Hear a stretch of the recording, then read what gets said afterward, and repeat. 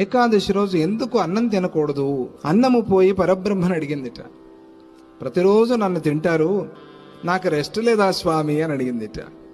మీకు ఏకాదశి విశ్రాంతి అన్నాడు భగవంతుడు. ఎవరు వింటారు స్వామి అన్నాడు.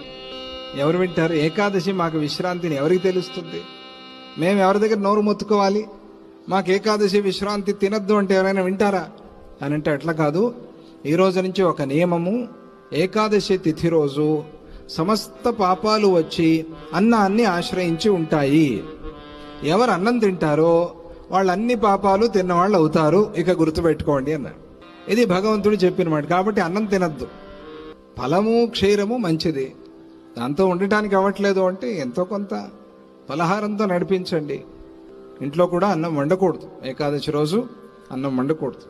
పిల్లలు రోగులు ఉన్నప్పుడు తప్పని స్థితిలో వాళ్ళ కోసం అంతే తప్ప పెద్దల కోసం కాదు. ఇవన్నీ ఎందుకు అంటే మనం శరీరం శుద్ధి చేసుకోవడానికి, శరీరంలో ఉండే